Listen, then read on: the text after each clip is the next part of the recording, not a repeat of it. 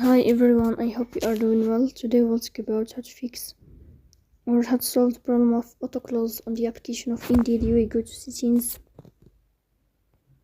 Here we click on apps, default apps, app settings. In this list here you will search about the application of Indeed job search and you will click here. In this page of app info you will click on first stop and you will click OK. Here you will enter to the window of storage.